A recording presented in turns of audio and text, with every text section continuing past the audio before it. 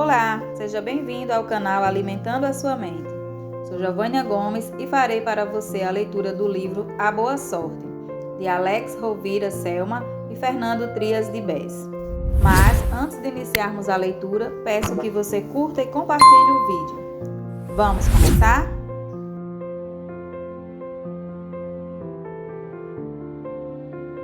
Parte 1. O encontro. Em uma bela tarde de primavera, Vitor, um homem de aspecto elegante e informal, sentou-se naquele que era o seu banco preferido no maior parque daquela grande cidade. Ali, sentindo-se em paz, afrouxou o nó da gravata e apoiou seus pés descalços sobre um macio chão de trevos. Com 64 anos e uma vida cheia de realizações, Vitor gostava especialmente daquele lugar. Mas esta tarde seria diferente das outras, pois algo inesperado estava prestes a acontecer. Aproximando-se do mesmo banco com a intenção de se sentar, apareceu outro homem, também com 64 anos, chamado Davi. Ele tinha um ar cansado, até mesmo abatido. Percebia-se nele uma pessoa triste, embora conservasse à sua maneira um certo ar de dignidade. Davi estava passando por grandes dificuldades naquele momento. Na verdade, havia anos que as coisas não iam bem para ele. Davi sentou-se ao lado de Vitor e seus olhares se cruzaram. O estranho foi que tanto um quanto o outro, ao mesmo tempo, pensaram que algum vínculo os unia, algo conhecido e longínquo, mas intimamente familiar. — Você é o Vitor? Perguntou Davi com respeito. — E você é o Davi? Respondeu Vitor, já certo que reconhecia naquela pessoa o seu amigo. — Não é possível. Não acredito, depois de tanto tempo. Eles se levantaram e se abraçaram, soltando uma grande risada. Vitor e Davi tinham sido amigos íntimos de infância, dos 2 aos 10 anos. Eram vizinhos no modesto bairro onde viveram os primeiros anos de sua vida. — Te reconheci por esses inconfundíveis olhos azuis, disse Vitor. — E eu te reconheci por esse olhar tão límpido e sincero que você tem há 54 anos e que não mudou em nada, respondeu Davi. Eles então compartilharam boas histórias da infância e lembraram lugares e pessoas que acreditavam ter esquecido. Vitor, que viu no semblante do amigo uma sombra de tristeza, disse a ele: — Meu velho amigo, conte-me como foi sua vida. Davi encolheu os ombros e suspirou. — Minha vida foi uma sucessão de erros. — Por quê? Perguntou Vitor. — Você deve lembrar que deixamos o bairro onde éramos vizinhos quando tínhamos 10 anos, que desaparecemos um dia e que nunca mais se ouviu falar de nós. O motivo foi que meu pai herdou uma enorme fortuna de um tio distante que não tinha descendentes. Fomos embora sem dizer nada a ninguém. Meus pais não queriam que ninguém soubesse da sorte que tivemos. Mudamos de casa, de carro, de vizinhos e de amigos. Foi naquele momento que você e eu perdemos contato. — Mas então foi por isso? Disse Vitor. — Sempre nos perguntamos o que teria acontecido. A fortuna era assim tão grande?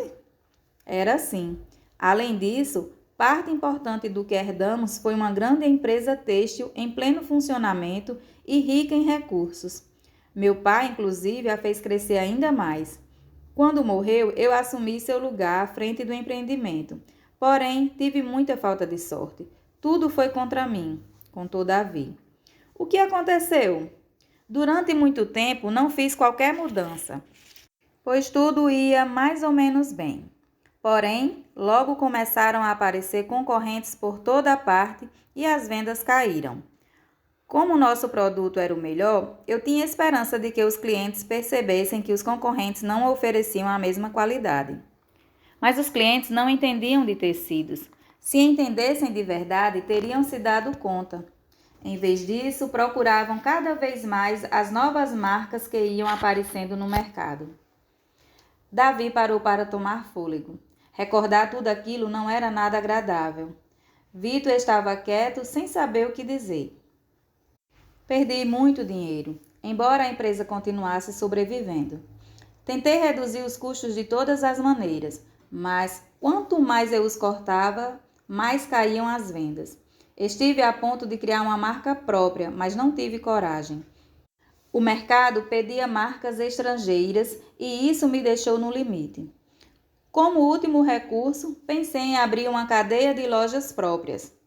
Demorei a tomar uma decisão e, quando o fiz, não era possível arcar com o custo dos aluguéis, com o faturamento que eu tinha. Comecei a atrasar o pagamento das contas e acabei tendo que vender os ativos que tinha. A fábrica, meus terrenos, minha casa, todas as minhas propriedades. Tive tudo na mão, tive tudo o que quis e depois perdi. A sorte nunca me acompanhou. O que você fez então? Perguntou Vitor. Nada, não sabia o que fazer. Todas as pessoas que antes me elogiavam, agora me davam as costas. Fui de um emprego a outro, mas não me adaptei ou não conseguiram me entender. Houve um momento em que cheguei até a passar fome. Há mais de 15 anos vou sobrevivendo como posso, ganhando a vida com as gorjetas que consigo, levando recados e recebendo a ajuda das boas pessoas que me conhecem no bairro modesto onde moro agora. A falta de sorte sempre esteve comigo. Como não tinha vontade de continuar falando, Davi perguntou ao amigo de infância. E você, como foi sua vida? Teve sorte? Vitor sorriu consigo mesmo. Como você deve lembrar, meus pais eram pobres, mais pobres do que os seus quando viviam no bairro. Minhas origens são mais do que humildes, você sabe muito bem. Muitas noites não tínhamos sequer o que comer. De vez em quando, sua mãe chegava até a nos levar alguma comida, porque sabia que lá em casa as coisas iam mal. Como não pude ir ao colégio, estudei na Universidade da Vida. Comecei a trabalhar com 10 anos, logo depois de vocês terem desaparecido misteriosamente. No início, lavei carros. Em seguida, trabalhei como mensageiro em um hotel. Mais tarde, consegui progredir e fui porteiro de vários hotéis de luxo, até que, com 22 anos, percebi que eu podia ter sorte se me dedicasse a isso. E o que aconteceu? Perguntou Davi. Com um empréstimo no banco e todas as minhas economias, comprei uma pequena fábrica que produzia bolsas de pelica e que estava a ponto de fechar. Como eu via todo tipo de bolsas nos restaurantes e nos luxuosos hotéis onde trabalhava, sabia do que as pessoas com dinheiro gostavam. Só precisavam fazer o que tantas vezes tinha visto enquanto carregava as bagagens dos hóspedes. No princípio, era eu mesmo que produzia e vendia os produtos. Trabalhei de noite e nos fins de semana. O primeiro ano foi muito bom e voltei a investir tudo o que havia ganhado na compra de mais material e em viajar por todo o país para ver o que estava sendo fabricado em outros lugares. Precisava saber mais do que todo mundo sobre bolsas de pelica. Aprendi muito visitando as lojas e, sempre que possível, perguntava a todas as mulheres que via com uma bolsa o que elas gostavam e não gostavam em bolsas. Vitor, que se lembrava daqueles anos com verdadeira paixão, prosseguiu. As vendas foram crescendo. Durante 10 anos, continuei reinvestindo tudo o que ganhava. Procurei oportunidades onde pensavam que elas pudessem existir. A cada ano, mudava os modelos das bolsas que vendiam mais. Elas nunca deixavam de ter uma novidade. Nunca esperei até o dia seguinte para resolver um problema da fábrica. Tentei ser responsável por tudo o que acontecia ao meu redor. Fui adquirindo pequenas fábricas, uma atrás da outra, até construir uma grande indústria. Finalmente, consegui criar um negócio próspero. A verdade é que não foi fácil, mas o resultado superou totalmente o que imaginei quando comecei tudo isso. Davi interrompeu o amigo, tentando diminuir a intensidade de seu último comentário. Você não acha que, na verdade, teve muita sorte? Você acredita nisso? Você acha realmente que foi apenas sorte? Perguntou Vitor surpreso. Não quis ofendê-lo nem menosprezar o seu feito, respondeu Davi constrangido. Mas acho difícil de acreditar que foi apenas você o responsável pelo seu sucesso. A sorte sorri a quem o destino caprichosamente escolhe. Para você ela sorriu, para mim não. Isso é tudo, caro amigo. Vitor ficou pensativo, depois de um tempo respondeu. Sabe, eu não herdei nenhuma grande fortuna, mas ganhei algo muito melhor do meu avô. Você conhece a diferença entre sorte e a boa sorte? Com maiúsculas? Não conheço, respondeu Davi sem mostrar interesse. Aprendi a diferença entre a sorte e a boa sorte com uma fábula que meu avô costumava contar quando morava lá em casa. Sempre pensei e continuo pensando que essa história mudou minha vida. Acompanhou-me em momentos de medo, de dúvida, de incerteza, de confusão e também nas horas de alegria, felicidade e gratidão. Graças a ela, decidi comprar a pequena fábrica com o resultado de 6 anos de muito esforço e com todas as minhas economias. Foi também essa história que influenciou outras decisões importantes que se revelaram cruciais na minha vida. Vitor continuou falando enquanto Davi, com a cabeça afundada entre os ombros, olhava para o chão. Talvez aos 64 anos ninguém esteja mais a fim de ouvir histórias, mas nunca é tarde para escutar algo que possa ser útil. Como diz o ditado, enquanto há vida há esperança. Se você quiser, eu posso lhe contar. Como Davi ficou quieto, Vitor foi em frente.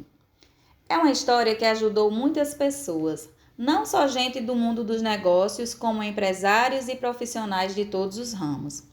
As pessoas que aprenderam e aplicaram a diferença entre a simples sorte e a boa sorte conseguiram excelentes resultados nas empresas em que trabalhavam. Para outras, ela serviu até mesmo para encontrarem o amor. Foi útil também às esportistas, artistas, cientistas e pesquisadores. E lhe digo isso porque pude observar em primeira mão. Tenho 64 anos e constatei o efeito dessa lenda na vida de muitas pessoas. Mais animado e talvez movido pela curiosidade, Davi finalmente falou: Está bom, então me conte, qual é a diferença entre a sorte e a boa sorte? Vitor refletiu antes de responder.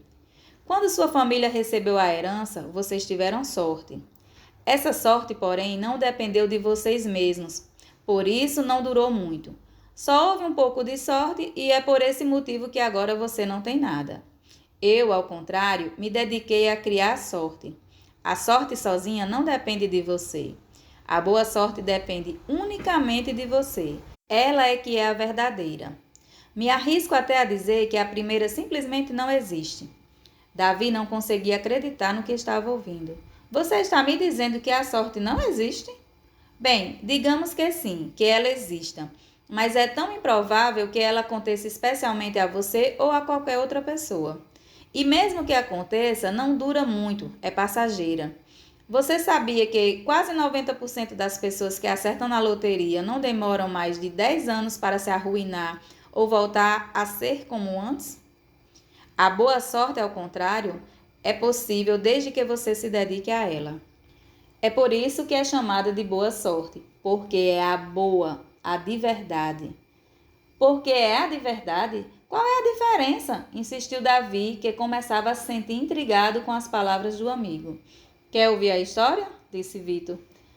Davi ficou em dúvida por alguns instantes, mas acabou percebendo que, mesmo sem poder voltar no tempo, não perderia nada em escutar.